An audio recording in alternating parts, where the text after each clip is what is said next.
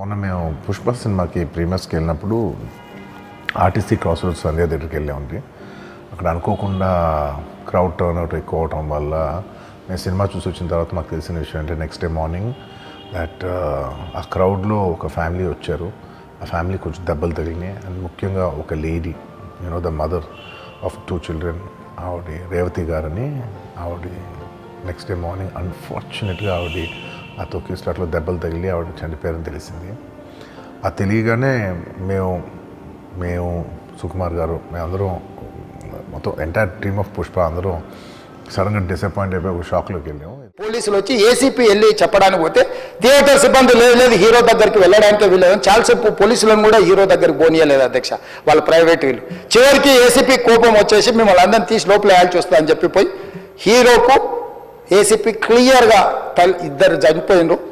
మీరు ఇక్కడ కూర్చుంటే థియేటర్లోనగా థియేటర్ బయట ఉన్న వేలాది మంది ఈ సినీ అభిమానులను మేము కంట్రోల్ చేయలేకపోతున్నాం. లా అండ్ ఆర్డరు శాంతి భద్రతలు చేయి దాటిపోయినాయి. మేము లాఠీ చార్జ్ చేయాల్సిన పరిస్థితి ఉంది.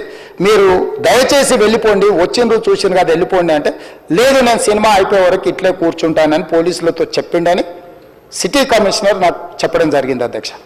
అదేవిధంగా ఇంకా కంట్రోల్ కాకపోవడంతో అప్పుడు డీసీపీ పై అధికారి రంగంలో దిగి వాళ్ళ అందరినీ లోపల వాళ్ళ ఎంబడున్న అడ్డుకుంటున్న వాళ్ళను పోలీసులతో జరిపించి చక్కగా డీసీపీ పోయి హీరో గారికి బయట చనిపోయిండ్రు, పరిస్థితి చాలా గందరగోళంగా ఉన్నది, మీరు ఇక్కడి నుంచి కదలాల్సిందే లేకపోతే మిమ్మల్ని పోలీస్ స్టేషన్కు తీసుకెళ్లాల్సిన పరిస్థితి వస్తుంది, మీరు ఇక్కడి నుంచి కదలాల్సిందే అని బలవంతంగా అతన్ని సినిమా మధ్యలో 12 గంటల సమయంలో రాత్రి 12 గంటల సమయం అట్టిట్టుగా ఆ సమయంలో అతను తీసుకొచ్చి బండెక్కిస్తే మళ్ళీ అతను రూఫ్ టాప్ ఓపెన్ చేసి మళ్ళీ చేతులు ఊపుకుంటూ రోడ్ షో చేసుకుంటూ అంటే తల్లి చనిపోయి పిల్లగా చావు బతుకుల మధ్యలో ఉన్నాడు మీరు వెళ్ళండి అని వెనక్కి పంపిస్తే కూడా మళ్ళీ కారులో రూఫ్ టాప్ ఓపెన్ చేసి చేతులు ఊపుకుంటా అభిమానులను సంతోషపెట్టుకుంటా రోడ్ షో చేసుకుంటా అతను వెళ్ళిపోయింది అధ్యక్ష.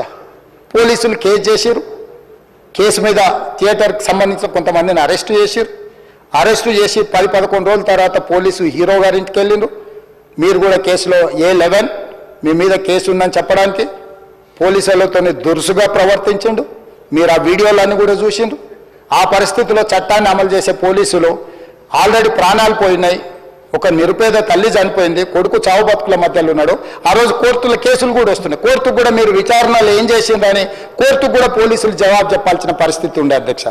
దాంతో మాట్లాడితే వాళ్ళు చాలా బాధ్యతారహితంగా సమాధానాలు ఇచ్చారని మా పోలీస్ సిబ్బంది చెప్తాను. దాంతోనే అతన్ని పోలీస్ స్టేషన్ తీసుకెళ్ళారు అధ్యక్ష.